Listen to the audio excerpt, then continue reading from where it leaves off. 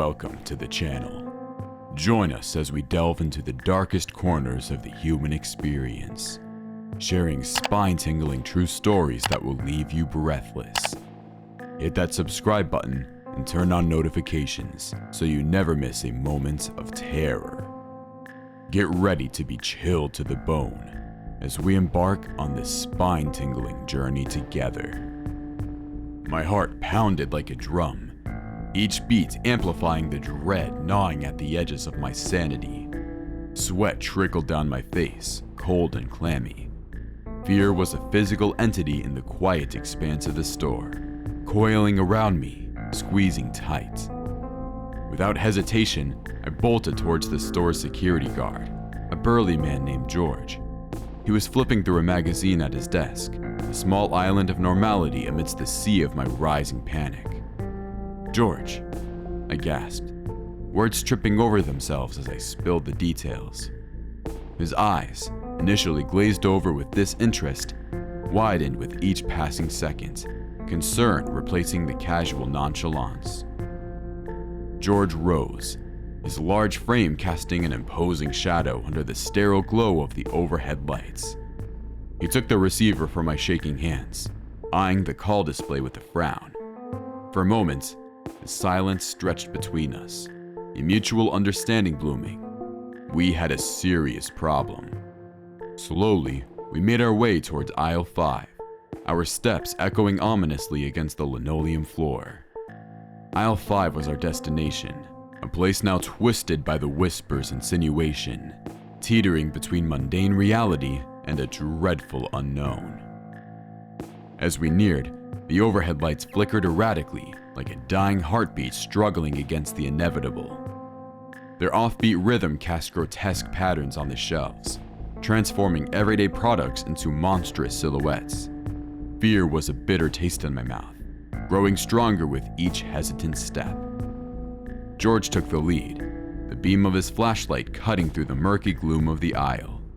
The light swept over the shelves, unmasking the familiar items that lay in darkness.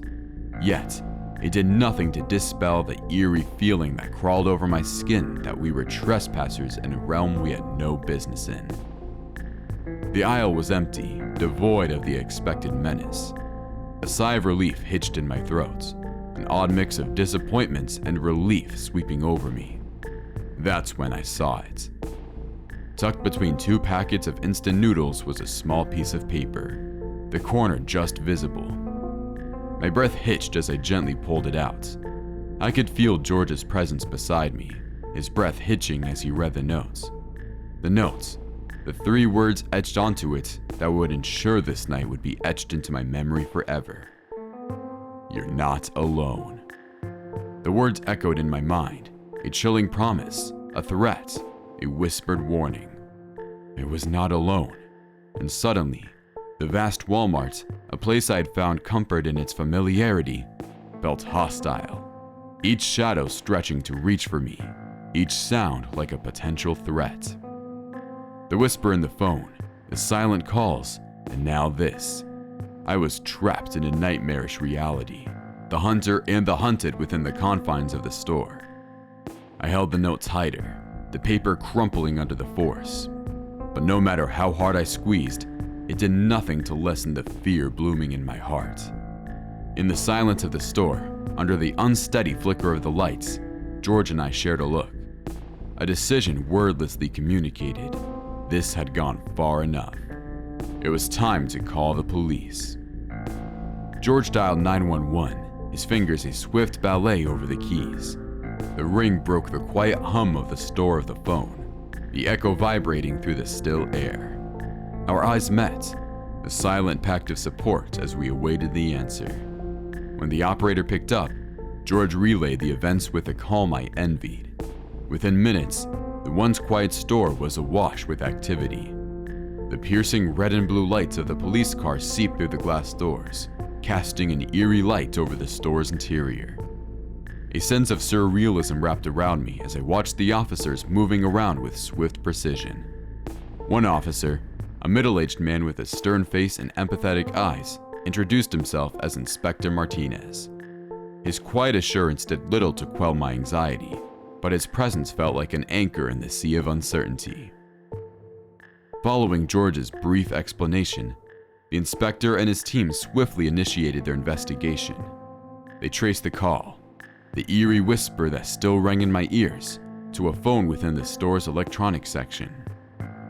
As I led them to the electronics section, my mind was filled with unanswerable questions. Who was this silent caller, this whisperer in the dark? Was he still here, hidden among the labyrinth of shelves, watching us? The thought sent a shudder down my spine. Upon reaching the electronics section, the investigators fanned out, their trained eyes scanning for any signs of the caller. One of the officers picked up a cordless store phone from the display. A hushed conversation took place, and then Inspector Martinez looked at me, a grim look on his face. It was the phone, the source of the calls, the phantom whisperer's instrument of terror. Next came the CCTV footage. I sat next to George as the officers rewound the tapes, our apprehension reflected in the sterile glow of the screen. What it revealed turned my blood to ice. On screen, a hooded figure moved through the store with an eerie familiarity. Its face was obscured by the shadow of a hood, a ghost in our midst. It stopped in the electronics section, picked up a phone, and then disappeared down the aisle. My aisle. We watched, transfixed in a collective horror, as the figure moved through the store, unseen, unnoticed. It moved with a purpose, a predator in the night. The figure stopped at aisle 5, reaching into its pocket to pull out something small. The note. My heart hammered in my chest, each beat a staccato symphony of fear. The person in this footage, the entity of unknown intentions, was the source of my terror. I watched as the figure finished its dreadful task, tucking the note between the packages and then disappearing from the frame without a backward glance. The investigation had taken a turn that had me frozen in terror. Inspector Martinez slowly unfolded the tale, his voice steady in contrast to the trembling within me. The silent caller, the source of my unending dread, had been identified. It was a former employee of our Walmart, a man discharged from harassing his colleagues. The picture began to form a jigsaw of dread that made me wish I could escape the encroaching reality. He had used the silent calls as his weapon, instilling fear with a simple act of saying nothing. The threatening silence, the cryptic notes, all his way of asserting a warped control, a twisted form of revenge. But the final reveal of his intentions was what turned my terror into a paralyzing fear. Inspector Martinez informed me that the man had been stalking me. I was the chosen subject of his obsession, my every move observed, my every action noted. The store, my refuge for solitary late-night work, had been his stage, and I, the unsuspecting actor in his macabre play. His intent was more than just to scare me. He had planned to kidnap me. My knees buckled under the weight of the revelation, a cold sweat breaking on my brow. The store that I once saw as my haven had turned into a nightmare stage, its silence a canvas for the predator to paint his grim fantasies. The days that followed were a haze of relief and lingering fear. I'd quit my night shift at Walmart, opting to take a break, breathe, and distance myself from the scene that had become my personal horror story. My nights were no longer filled with the sterile glow of fluorescent lights and the drone of silence. They were replaced with the safety of my home, the familiarity of my room, and the comforting presence of my family.